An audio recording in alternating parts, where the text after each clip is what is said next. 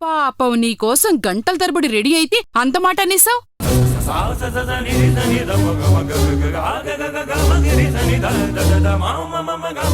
అవును విష్ణు గారు, ఎంత నచ్చకపోయినా మరీ ఇలా ఫేస్ మీద చెప్పడం పద్ధతిగా లేదండి.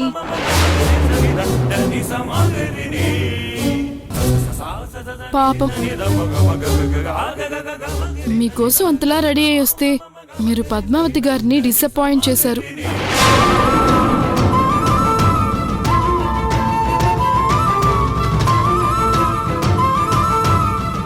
మారాల్సింది మార్చుకోవాల్సింది వేషం కాదు, బుద్ధి.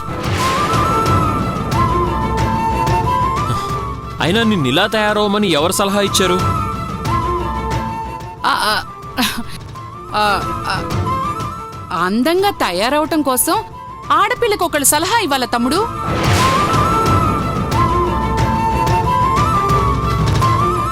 అందంగా కనబడాల్సింది పైకి కనిపించే రూపం కాదక్క, లోపల దాగుండే మనసు. అది బావుంటే ముతక చీరలు కట్టుకున్న ముద్దుగానే ఉంటారు.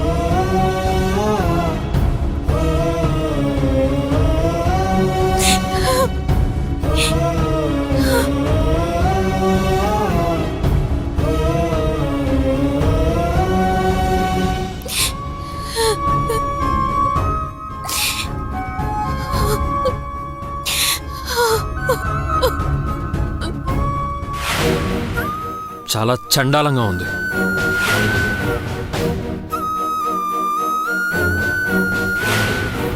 మారాల్సింది మార్చుకోవాల్సింది వేషం కాదు, బుద్ధి.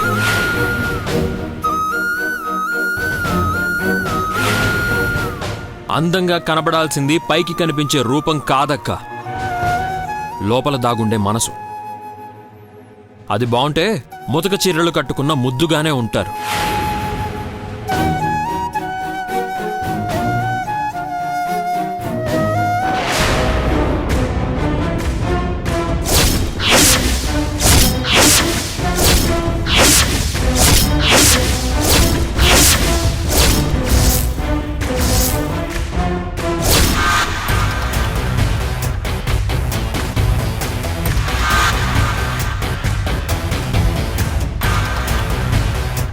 ఏంటి పద్మావతి, ఫీల్ అవుతున్నావా, బాధపడుతున్నావా? ఇట్లాంటి సిచ్యువేషన్లో నిన్ను చూస్తుంటే నా కడుపు నిండిపోతుంది. నువ్విలాగే నెత్తిన నీటి కుండ పెట్టుకుని ఇలా కుళాయిలు ఓపెన్ చేస్తుంటే చూడటానికి ఎంత హాయిగా ఉందో. ఇప్పుడు నీకు పర్ఫెక్ట్ గా సెట్ అయ్యే సామెత చెప్పనా? పులిని చూసి నక్క వాతలు పెట్టుకుందంట. నన్ను చూసి, నా డ్రెస్సింగ్ స్టైల్ చూసి నువ్వు నాలా తయారవుదామని తెగ తాపత్రయపడ్డావు కదా? అంటే ఏంటి? నిన్ను మోడర్న్ డ్రెస్ లో చూసి నీ మగాడు నిన్ను ముద్దాడతాడు అని ఎక్స్పెక్ట్ చేసావు కదా? గాడిదెప్పుడు గాడిదలాగే ఉండాలి. గుర్రంలా మారాలనుకుంటే ఇలాగే ఉంటుంది.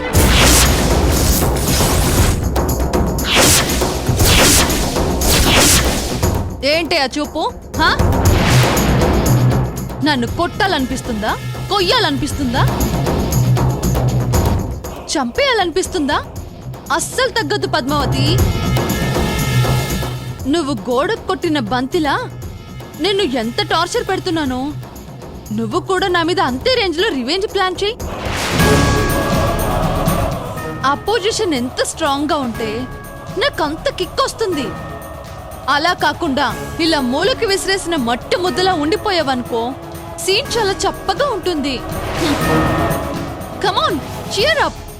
కొంచెమైనా పౌరుషం అనే పదార్థం నీలో ఉంటే నాతో ఢీకొట్టు, నాతో తలపడు. నీకు బ్యాంబూ ట్రీ తెలుసా? అదే వెదురు బొంగు చెట్లు. ఇప్పుడు అదెందుకు? అది కూడా నాలాగే, మా ప్రేమలాగే. పైకి కనిపించడానికి ముందు ఎన్నో నెలలు భూమి లోపలే వేర్లు విస్తరించుకొని పునాది గట్టిపడ్డాక ఒక్కసారిగా నేలను చీల్చుకొని ఆకాశాన్ని అందుకునేలా పెరుగుతుంది. అప్పుడు దాన్ని పీకాలని, పెకిలించాలని నీలాంటి వాళ్ళు 10 మంది ప్రయత్నించినా అది వీలు కాదు. Oh my god, really? చేసిన ఓవర్ యాక్షన్లు చాలు. ఎన్ని కుప్పిగంతులు వేస్తావో వెయ్యి. నీ నడ్డి విరిగే సమయం వచ్చేంత వరకు ఆడు. అప్పటిదాకా నా మౌనాన్ని చేతగానితనమనే అనుకో, నాకేం బాధలేదు. ఎందుకంటే నీకంటే ముందు నీ అక్క కూడా ఇలాగే నా ముందు ఉరిమురిమి మెరిసింది. చివరికి ఏమైంది? వర్షంలా కురిసి మట్టిపాలైంది. రేపు నీ బతుకు కూడా అంతే. ఏయ్, మొరగకు. కుక్క పిల్ల కాసే పరిస్తే ముద్దుగా ఉంటుంది. ఇలా అస్తమానం మొరిగితే చిరాకు పుడుతుంది. ఏం కూసావే?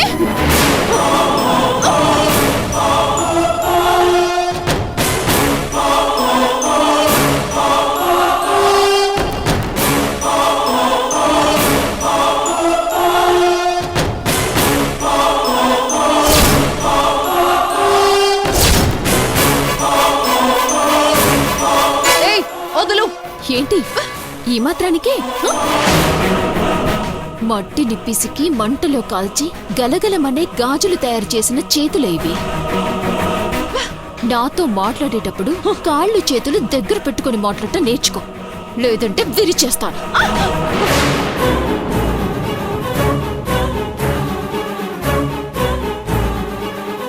ఏయ్ పద్మావతి, ఇప్పటిదాకా ఉరుములు మెరుపులు మాత్రమే చూసావు కదా. దాని తర్వాత వచ్చే పిడుగులు తట్టుకోవడానికి సిద్ధంగా ఉండు. ఈసారి నేనిచ్చే స్ట్రోక్ తో నీ నవనాడులు స్తంభించిపోతాయి. ఈ నేత్ర 3 కళ్ళు తెరిస్తే ఎలా ఉంటుందో చూపిస్తా. నువ్వు 3 కళ్ళు కాదు 36 కళ్ళు పెట్టుకుని ఒకేసారి చూసినా నా పవిట కొంగుని కూడా కదిలించలేవు. అది చూద్దాం.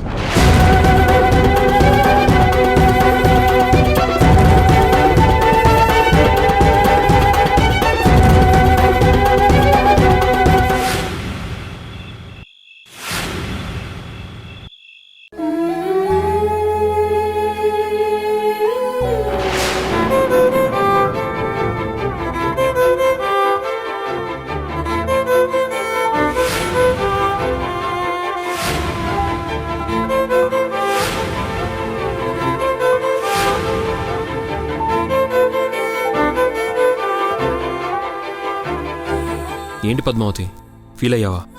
ఆగు, నేను మాట్లాడుతున్నాను కదా. సారీ పద్మావతి, నేనేం తప్పుగా మాట్లాడలేదు కదా. నేను నిన్ను మొదటిసారి చూసినప్పుడు హాఫ్ శారీలో అలా కనిపించావు.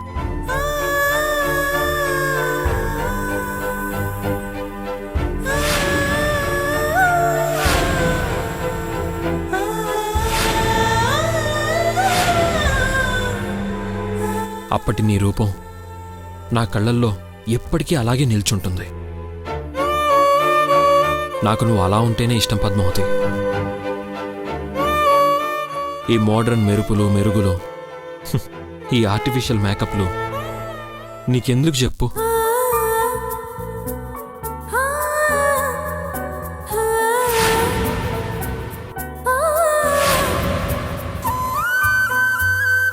నువ్వు ముద్దబంతి పువ్వువి. నువ్వు అలా స్వచ్ఛంగానే ఉండాలి. ప్లాస్టిక్ పువ్వులా తయారైతే చూసి భరించలేకపోయాను. అందుకే కసురుకున్నాను. ఏం చేయమంటావు? నీకిప్పుడు ఆ ప్లాస్టిక్ పువ్వులే నచ్చుతున్నాయి కదా. ఈ ముద్దబంతి పువ్వు మోటైంది కదా. అందుకే నీ కంటికి నచ్చేలా తయారయ్యాను. చిచి, ఆ గెటప్లో నువ్వు అద్దంలో చూసుకున్నావా? చూసుకొని ఉంటే ఆ అద్దమే నిన్ను తిట్టేసి ఉండేది.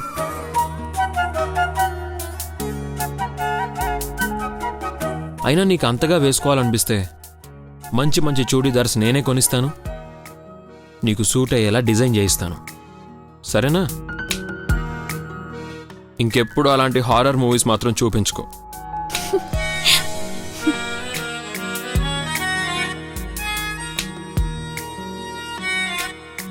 ఇలాంటి ఐడియా నీకు ఇచ్చింది బేబక్కే కదా?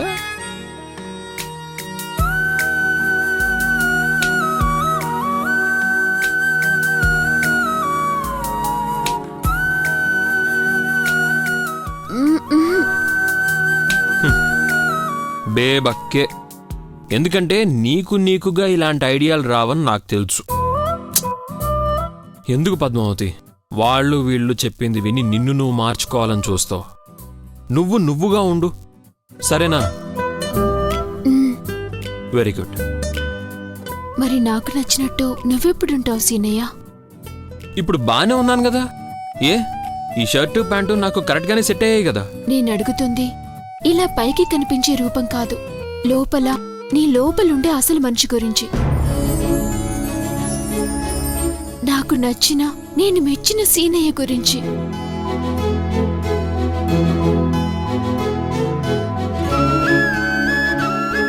మాట్లాడు సీనయ్య. ఇలా సందర్భం వచ్చినప్పుడు, మనకి సమయం దొరికినప్పుడు కూడా మాట్లాడకపోతే ఇక ఇక్కడ నువ్వు నేను కలిసి ఉండటంలో అర్థమేముంది?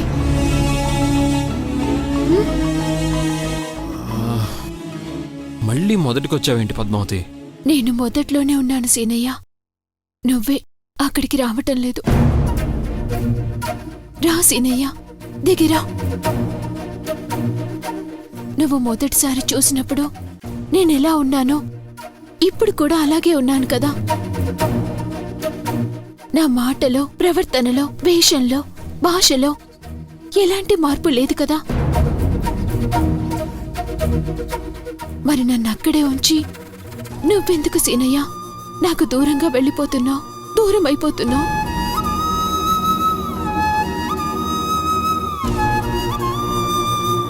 పద్మావతి ప్లీజ్, నేను ఇప్పటికే చాలాసార్లు చెప్పాను, నేనెక్కడికి వెళ్ళడం లేదు, నీ నుంచి దూరం అవ్వడం లేదు. ఈ పద్మావతి ఎప్పుడు ఈ విష్ణుతోనే, ఈ విష్ణు గుండెల్లోనే ఉంటుంది.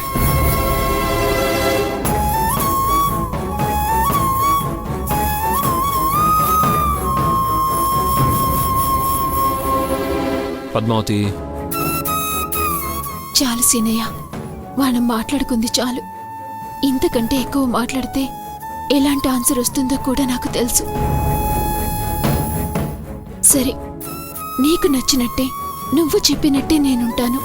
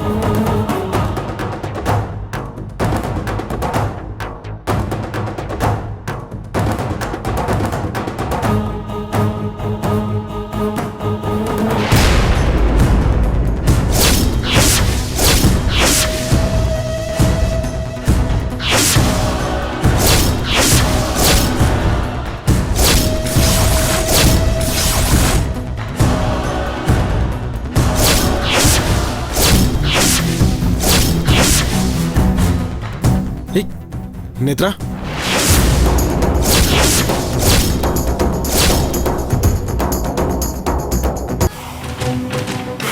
ఓర్ దేవుడో, ఈ నన్ను చూసేసిండు. ఇప్పుడు ఎలా, ఏం చెయ్యాలి? ఏయ్ ఏయ్ నేత్ర,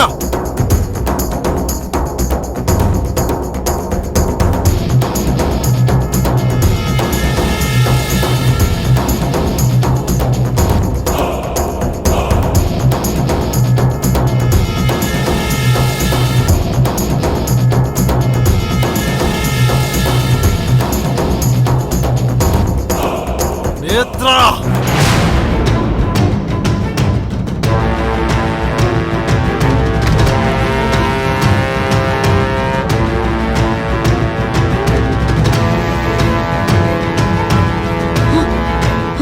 ఏమైంది? ఎందుకంత టెన్షన్ పడుతున్నావు? వాడు వాడు ఆ అజయ్గా నన్ను చూసేశాడు. ఇటువైపే వచ్చేస్తున్నాడు.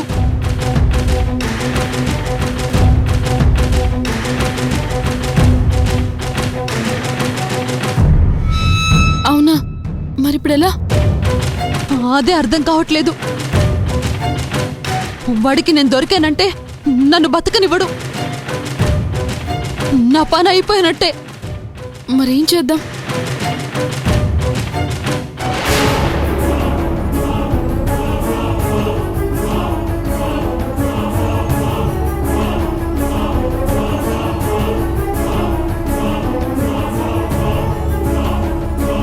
నేత్రా! ఏయ్ నేత్రా, తలుపు తీయ్.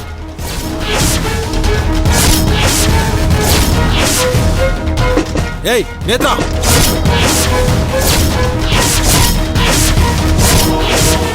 తలుపు తీ నేత్రా. అదిగో వచ్చేసాడు. వాడే.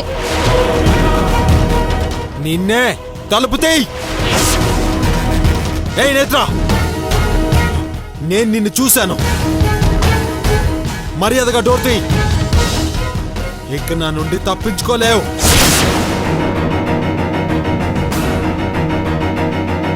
అమ్మో, నా కాళ్ళు చేతులు ఆడడం లేదు.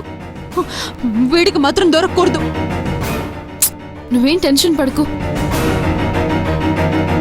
ఒక క్షణం కూల్గా ఆలోచించు. బయటపడ్డానికి ఒక మార్గం దొరుకుతుంది. ఇంత క్లోజ్గా చూశాక తప్పించుకోవడం ఇంపాసిబుల్. పైగా రూమ్లోనే లాక్ అయిపోయాం. ఇలాంటి సిచ్యువేషన్స్ నువ్వు చాలా హ్యాండిల్ చేసావు. కూల్గా ఆలోచించు. Okay okay. ఏయ్ నేత్రా, మర్యాదగా తలుపు తీస్తావా లేదంటే బద్దలు కొట్టమంటావా?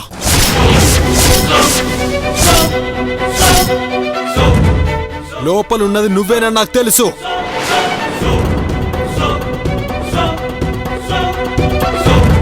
నేను నిన్ను ఎంత దూరం నుండి చూసినా, నువ్వు ఎంత మందిలో ఉన్నా నిన్ను గుర్తుపట్టగలను. తలుపు తీయ్. విషయం పెద్దదవక ముందే తలుపు తీయ్ నేత్రా. ఈ రోజు నువ్వు నాకు దొరికిపోయినట్టేనే. ఇక తప్పించుకోలేవు. డోర్ తీయ్. తలుపు తీస్తావా లేదా? తీయవే. నువ్వు తెరవని నాకు అర్థమైంది. ఇక నేనే బద్దలు కొట్టుకుని వస్తా.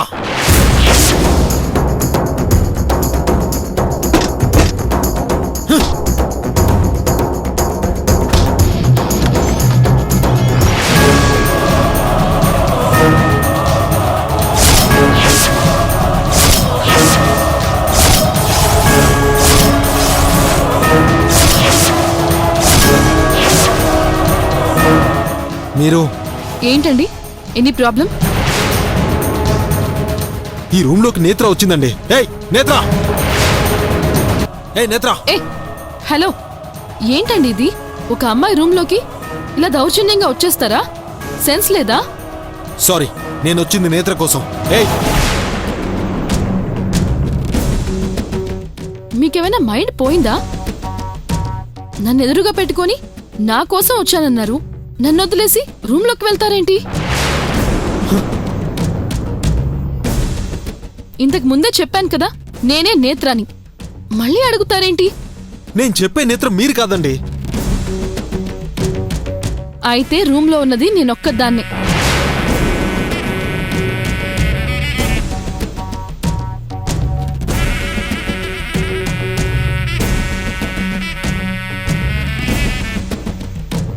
బయట నుంచి వచ్చారా? ఆల్రెడీ లోపలే ఉన్నారా?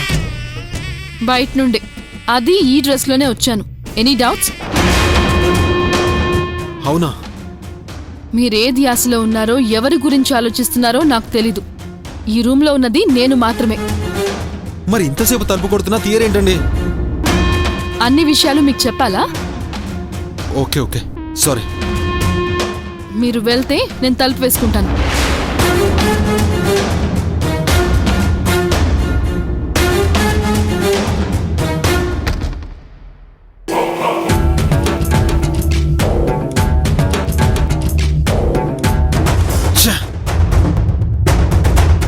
నేను చూసింది నేత్రనే కదా హ, కానీ కాదు, పొరపాటుని విని చూసి నేత్ర అనుకున్నానా? ఆ, నేత్ర నేత్ర హ, నన్ను టార్చర్ పెడుతున్నావు కదే, తొందరగా దొరకవే. ఛ! అతను వెళ్ళిపోయాడు. థ్యాంక్స్ అలివేలు, పెద్ద గండం నుంచి బయటపడేశావు. ఇప్పుడైతే బయటపడ్డావు, కానీ అతను నిన్ను చూశాడు కాబట్టి అదే మూడ్లో ఉంటాడు. నిన్ను ఎలాగైనా పట్టుకోవాలి అనే ఆలోచనతో ఉంటాడు. అతన్ని నువ్వే ఎలాగోలా డైవర్ట్ చేయాలి. అతన్ని మన దరిదాపుల్లో కూడా లేకుండా చేయాలి. అప్పుడే ప్రశాంతంగా ఉండగలం. You're right. ఆలోచిస్తా, ప్లాన్ చేస్తా.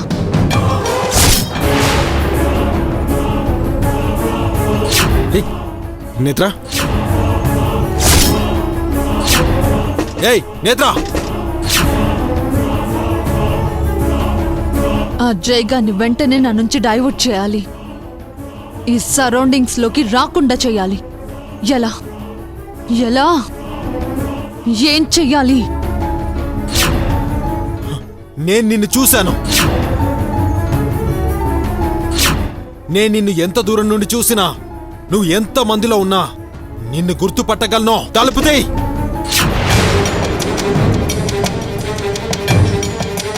హలో, ఫోన్ చేసి మాట్లాడండి.